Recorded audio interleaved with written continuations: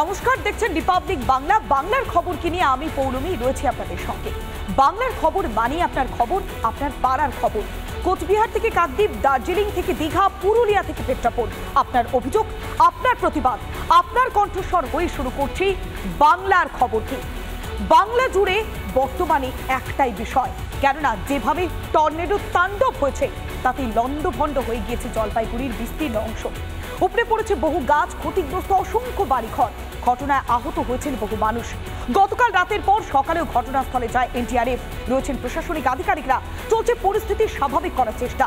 উত্তরবঙ্গে ছুটে গিয়েছেন রাজ্যপাল বোস, বিরোধী দলনেতা শুভেন্দু অধিকারী, মুখ্যমন্ত্রী মমতা বন্দ্যোপাধ্যায়। তারা খতিয়ে দেখছেন সরেজমিনে পরিস্থিতি।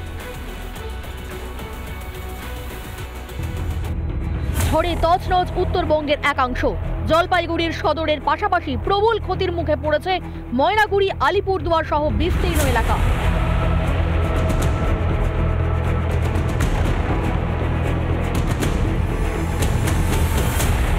ক্ষতিগ্রস্তরা হারিয়েছে মাথা গোজার ঠাঁই। মাটির সাথে মিশে গিয়েছে বাড়িঘর, ফসল সব। ঝড়ের দাপুটে সম্পূর্ণ ধ্বংসস্তূপে পরিণত হয়েছে ময়নাগুড়ির বার্নিশ গ্রাম। একেবারে বিধ্বস্ত হয়ে গেছে ময়নাগুড়ির বার্নিশ, কালীবাড়ি এবং পুটিবাড়ি এলাকা। সেই এলাকায় যেভাবে দেখা গিয়েছে যে একাধিক বাড়ি একেবারে ধ্বংস হয়ে গিয়েছে।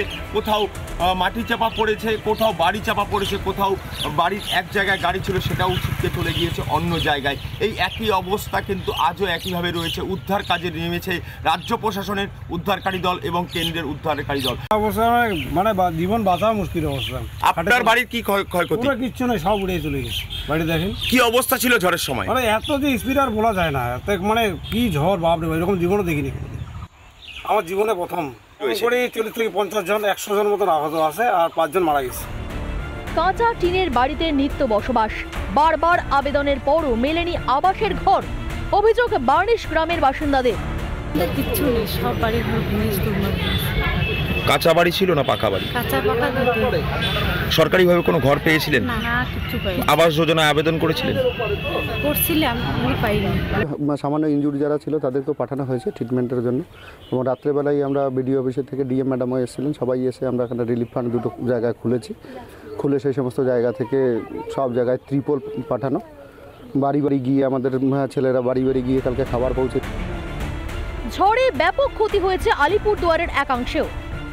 গতকালকে ঝড়ে ব্যাপক ক্ষতি হয়েছে আলিপুরদুয়ার জেলার আলিপুরদুয়ার 1 নম্বর ব্লকের বিস্তর এলাকায়। বর্তমানে আমরা রয়েছি পূর্ব কামসিং এলাকায়। এই দেখুন, এই এলাকার যে ঘর, এইভাবে ঘর কিন্তু পুরো ভেঙে গিয়েছে। শুধু একটি ঘর নয়, অনেকের ঘর ভেঙে গিয়েছে, অনেকের জমির ফসল নষ্ট হয়ে গিয়েছে। মাথার হাত এলাকা বাসিন্দাদের। এক একটা ফ্যামিলিতে 4টা করে ঘর মানে মাটির সাথে মিশে গেছে।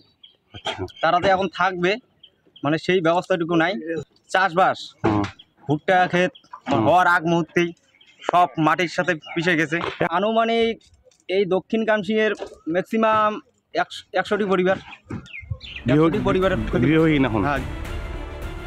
এখনো জলপাইগুড়ি সুপার স্পেশালিটি হাসপাতালে ভর্তি রয়েছেন 46 জন। ইতিমধ্যে 2 শিশুকে রেফার করা হয়েছে শিলিগুড়িতে।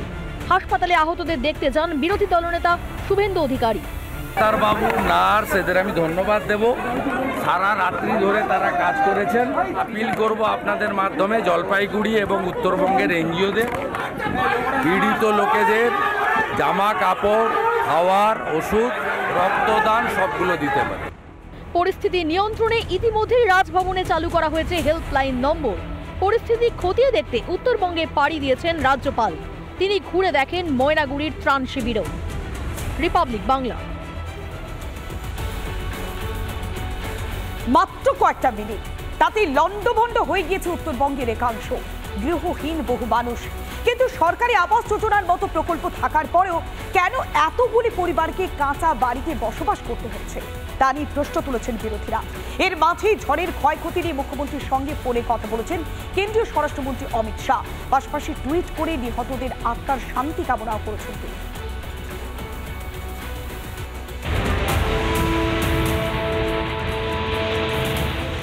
ঝড়ের তাণ্ডবে লন্ডভন্ড জলপাইগুড়ি, আলিপুরদুয়ার।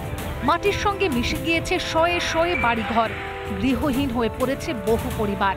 এলাকা জুড়ে এখন শুধুই হাহাকার।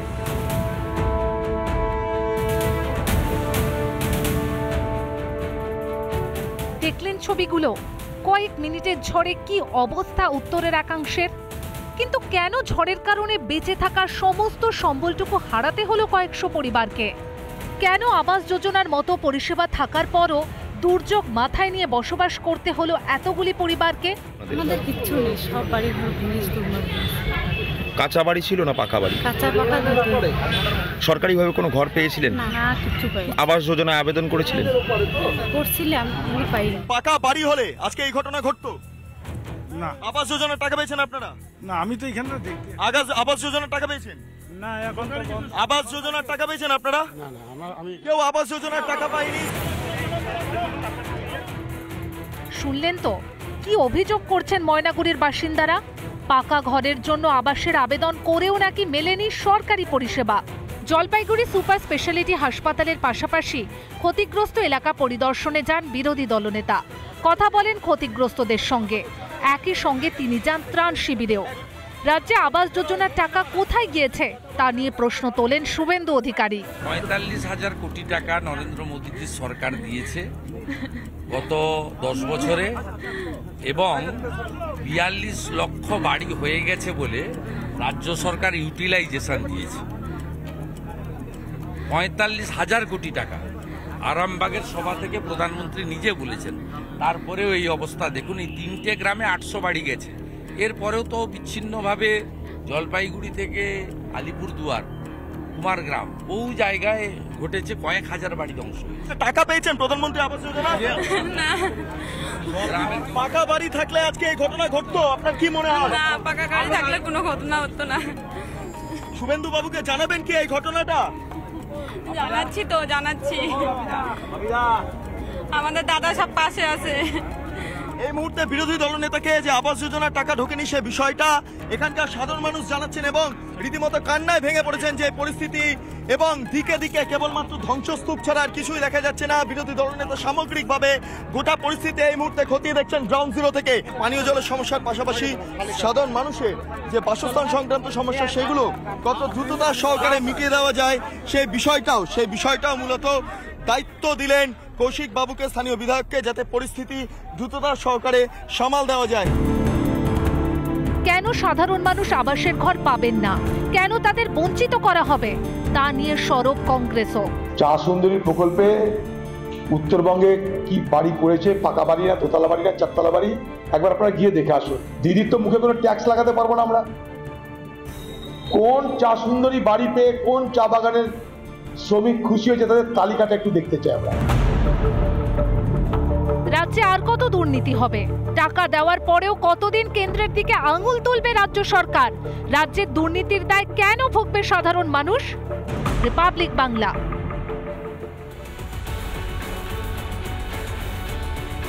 টর্নেডোর তাণ্ডবে বিপর্যস্ত উত্তরবঙ্গের একাংশ।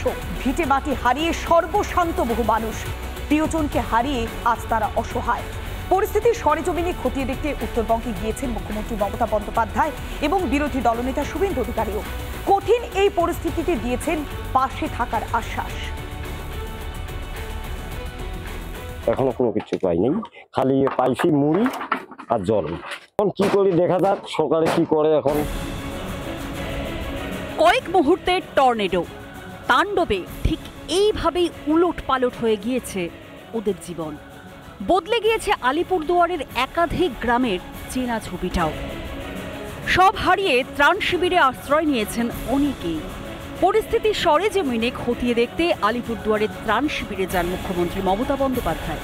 কথা বলেন দুর্গতদের সঙ্গে।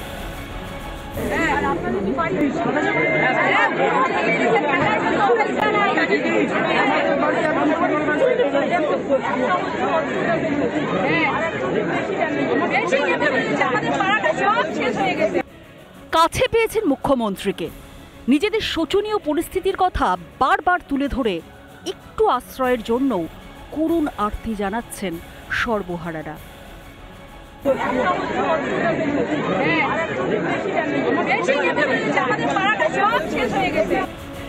রবিবার ভয়াবহ বিপর্যয়, তারপরে তড়িঘড়ি জলপাইগুড়ি ছুটে যান মুখ্যমন্ত্রী। জলপাইগুড়ি সুপার স্পেশালিটি হাসপাতালের একাধিক ওয়ার্ডে গিয়ে আহতদের সঙ্গে কথা বলেন। পাশাপাশি মৃতদের পরিবারের সদস্যদের সঙ্গেও কথা বলেন মুখ্যমন্ত্রী।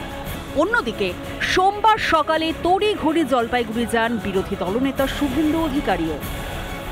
ডাক্তারবাবু, নার্স, এদের আমি ধন্যবাদ দেব। সারা রাত্রি ধরে তারা কাজ করেছেন। আপিল করব আপনাদের মাধ্যমে জলপাইগুড়ি এবং উত্তরবঙ্গের এনজিওদের পীড়িত লোকেদের জামা কাপড়, খাওয়ার, ওষুধ, রক্তদান সবগুলো দিতে পারে। ময়নাগুড়ির বিপর্যস্ত এলাকাতেও যান বিরোধী দলনেতা। কিছুক্ষণ আগে তিনি হাসপাতালে ছিলেন। আমার ভিডিও জার্নালিস্ট যেমন দেখাচ্ছে, তুমি দেখতে পাচ্ছ পুরো ধ্বংসস্তূপে পরিণত হয়েছে। একই সঙ্গে শুভেন্দু অধিকারী দুটো বিস্কুট খাইয়ে বাচ্চাদের রেখেছে। আমি যখন দুধ, ফ্রুট জুস কোথায়, সেই কালকে রাত্রের ওই শাড়িগুলো পরে মেয়েরা আছে। শুধু ফটো তোলা ছাড়া আর কি আছে? উত্তরবঙ্গে প্রাকৃতিক বিপর্যয়ের পরেই একে একে ছুটে যান মুখ্যমন্ত্রী ও বিরোধী দলনেতা। এই ঝড়ের বিভীষিকা কাটিয়ে কবে ছন্দে ফিরবে বিপর্যস্তদের জনজীবন, এখন সেটাই দেখার।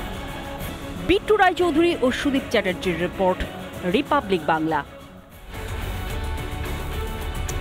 ঝড়ের তাণ্ডবের পর রাজনীতির তাণ্ডবও কোনো অংশে কম নেই উত্তরবঙ্গে।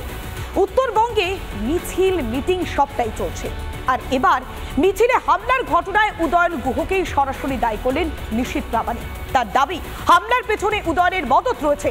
রিপাবলিক বাংলার মুখোমুখি হয়ে কোচবিহারের বিজেপি প্রার্থীর সাফ জবাব। উদ্দেশ্য প্রণোদিতভাবেই এই হামলা করেছেন উত্তরবঙ্গ উন্নয়ন মন্ত্রী, যদিও অভিযোগ মানতে নারাজ শাসক দল।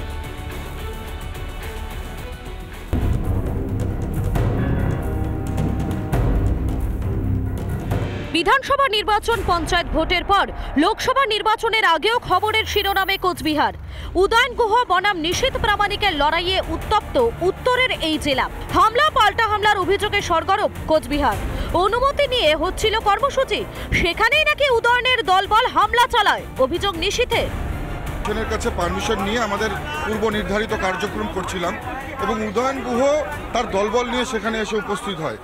এমন কিন্তু কোনো প্রোগ্রাম ছিল না যেখানে উদয়ন গুহর প্রোগ্রাম ছিল আর আমরা গিয়েছি। স্বাভাবিকভাবেই এর থেকে বোঝা যাচ্ছে বারবার উদয়ন গুহ পায়ে পাড়া দিয়ে ঝগড়া করবার চেষ্টা করছে। এখানেই শেষ নয়, তৃণমূলকে চাচা ছোলা ভাষায় আক্রমণ করেন কোচবিহারের বিজেপি প্রার্থী। তৃণমূল কংগ্রেসের ভোট ব্যাংক কমছে, এত উদ্ধতপনা। ৭৪ বছর বয়সের একজন লোক, এত উদ্ধতপনা, এত হিংস্রতা, নিজেদের যে সাংগঠনিক শক্তি সেটা একেবারে কুচবিহারে কমে যাওয়াতে তাদের দাঁত নখ বেরিয়ে আসছে, আক্রমণাত্মক হয়ে উঠছে।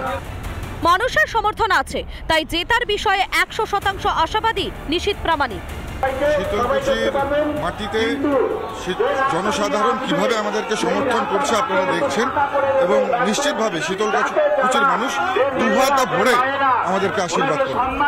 যাবতীয় অভিযোগ অস্বীকার করেছেন উত্তরবঙ্গ উন্নয়ন মন্ত্রী উদয়ন গুহ। বিজেপির মিছিল থেকে নিশীথ প্রামাণিকের ইঙ্গিতে, পরিষ্কার ওর প্ররোচনায় মদতে ওদের কিছু গুন্ডা আমার গাড়ির উপর আক্রমণ করে। ঘুঘুবাড়ির ঘটনায় তৃণমূলের সর্বভারতীয় সাধারণ সম্পাদক অভিষেক বন্দ্যোপাধ্যায় সাফ জানালেন, সন্ত্রাসবাদীদের সাহায্য নিয়ে এলাকায় সন্ত্রাস চালানোর চেষ্টা চলছে। বুলেটের জবাব ব্যালটে দেবে সাধারণ মানুষ। সন্ত্রাসবাদীদের সাহায্য নিয়ে এলাকা অশান্ত করতে চাইছে, তারা প্রমাণ করছে তাদের রাজনৈতিকভাবে পায়ের তলার মাটি সরে গেছে এবং তৃণমূল পারলে তৃণমূল এই আক্রমণের জবাব আক্রমণ করে দিতে পারে, কিন্তু আমরা বুলেটের জবাব ব্যালটের মাধ্যমে দেবো। নিশীথ উদয়নের তরজায় সরগরম কোচবিহারের রাজনীতি, তাতে আরও ঘৃতাহুতি দিলেও তৃণমূলের সেকেন্ড ইন কমান্ডের মন্তব্য। বিট্টু রায়চৌধুরীর রিপোর্ট, রিপাবলিক বাংলা।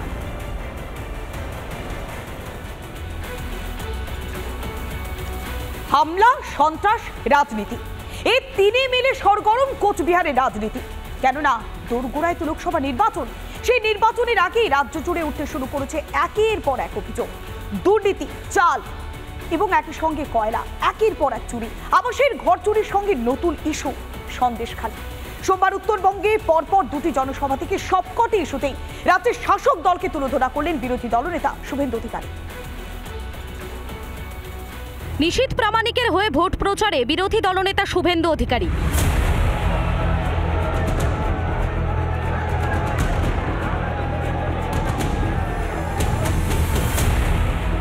ক্ষতিগ্রস্ত জলপাইগুড়ি পরিদর্শনের পর শীতলকুচিতে জনসভা করেন শুভেন্দু।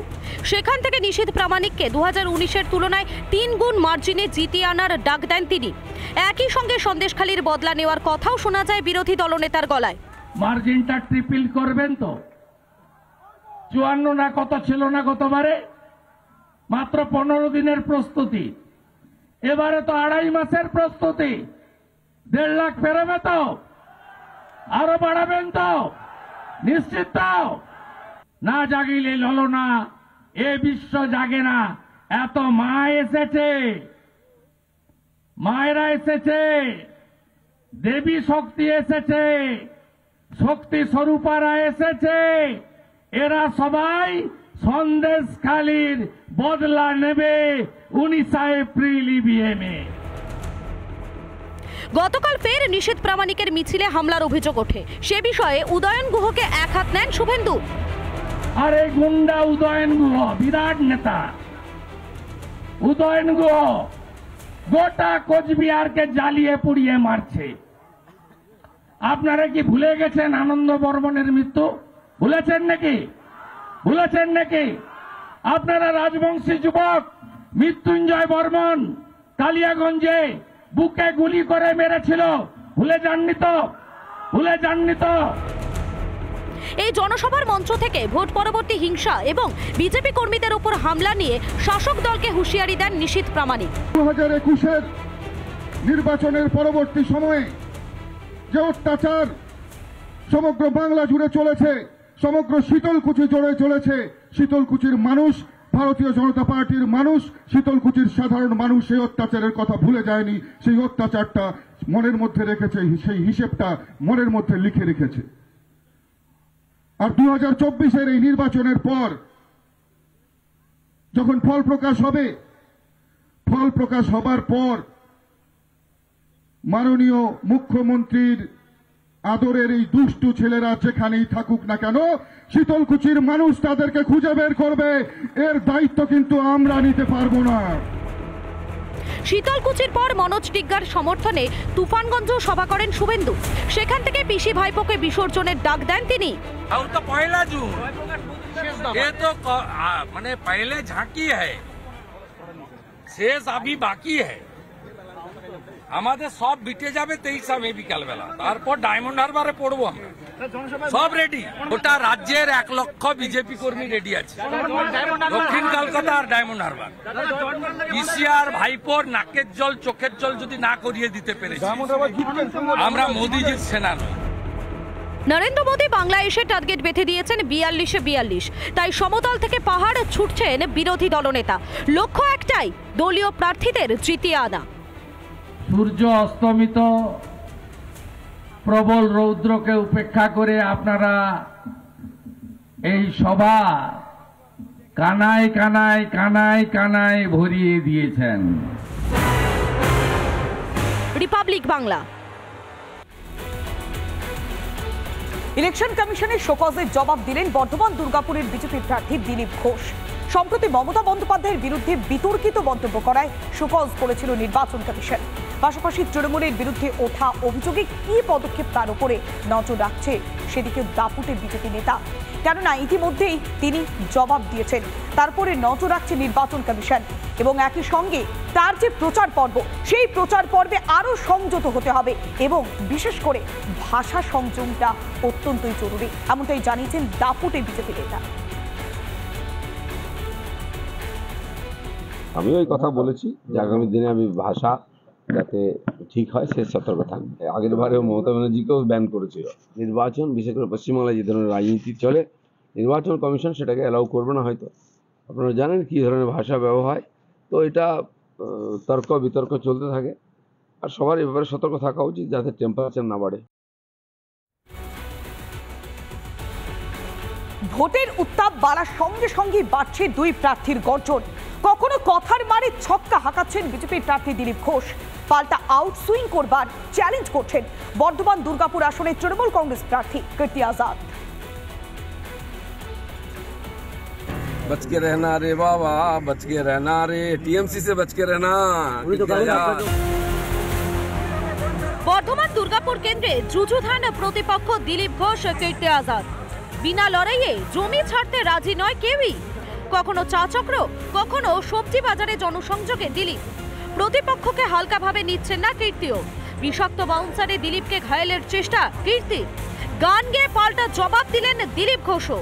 আমাদের এখানকার প্রার্থী কোন সাত সমুদ্র তরুণ নদীর পার থেকে এসেছেন, তিনি বর্ধমান দুর্গাপুর সম্বন্ধে কিছু জানেন না, এখানকার লোক ওনার সম্বন্ধে কিছু জানে না। তিনি কিভাবে অ্যাটাক করছেন, আমাকে কিভাবে গালাগালি দিচ্ছেন, এটাই উনি বুঝে গেছেন যে টিএমসি করতে হলে ছোট লোক হতে হবে, আর সেরকম ব্যবহার করছেন। কি পরিণাম হলো, পার্টির লোকের এমন তাড়া করলো মন্দিরে গিয়ে লুকোতে হবে। বচকে রহনা রে বাবা, বচকে রহনা রে, টিএমসি সে বচকে রহনা। কিন্তু কীর্তি আছেন কীর্তির জায়গাতেই। দিলীপ ঘোষকে আরো একবার মানসিক ভারসাম্যহীন বলে কটূক্তি বর্ধমান দুর্গাপুরের তৃণমূল প্রার্থী কীর্তি আজাদের। আর শুধু তাই নয়, দিলীপ ঘোষকে দুষ্টু লোকও বললেন কীর্তি। पागल की ना बोले, पचाकर की ना खाए, वही हाल है इसका। और हमारे पास इसके बारे में बात करने के लिए समय नहीं है, ये फालतू का आदमी है। দিলীপ কীর্তির আক্রমণ পাল্টা আক্রমণ, কথার মারপ্যাচে বাজিমাত দুই প্রার্থীর। ভরা গ্রীষ্মে পাল্লা দিয়ে চড়ছে ভোটের পারদ। দুর্গাপুর ও পূর্ব বর্ধমান থেকে রমেন মজুমদার ও সন্তোষ দাসের রিপোর্ট, রিপাবলিক বাংলা।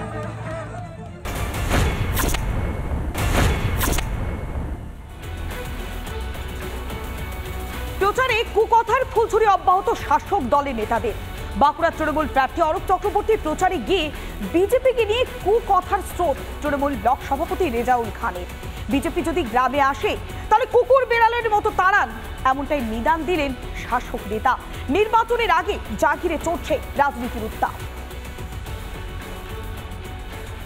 এলাকায় বিজেপি আসলে কুকুর বেড়ালের মতো তাড়িয়ে দিন। বাঁকুড়ার গৌড় বাজারের আটবাইচন্ডী গ্রামের মহিলাদের রীতিমতো এমনই নিদান দিলেন তৃণমূল ব্লক সভাপতি রেজাউল খান। আসলে কুকুর বিড়ালের মতো তাড়াবে তো? সবাই বলো কুকুর বিড়ালের মতো তাড়াবে? তাড়াবে তো?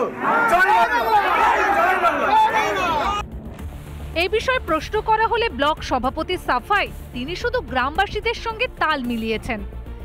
সেই রাস্তা অলরেডি মমতা বন্দ্যোপাধ্যায়ের পথশ্রী রাস্তা হয়ে গেছে। তারা বলছে দাদা এবারে যদি বিজেপি সিপিএম আসে আমরা কুকুর বিড়ালের মতো করে খেদবো। আমি বলছি না, কিন্তু তারা বলছে, তাদের সাথে আমিও একটু তাল মিলালাম আর কি। বিজেপির কটাক্ষ, হেরে যাওয়ার ভয়েই এই ধরনের কথা বলছেন শাসক দলের নেতারা। চাইছেন না যে সন্দেশখালী যে ঘটনা ঘটেছে, কারণ ওনারা তো সমস্ত জায়গাতে সন্দেশখালী তৈরি করে রেখেছেন, যাতে করে এলাকার মানুষকে ওরা ভয় এবং ভীতি সন্তুষ্ট করার জন্য এইসব কথাবার্তা উনি বলে বেড়াচ্ছেন। কারণ ওনার এলাকাতেই বর্তমান যা পরিস্থিতি, তাতে করে তৃণমূলের অবস্থা খুব শোচনীয়। ভোট যত এগোচ্ছে ততই কি ভাষার সংযম হারিয়ে ফেলছেন শাসক দলের নেতারা? বাঁকুড়া থেকে মৃন্ময় পানের রিপোর্ট, রিপাবলিক বাংলা।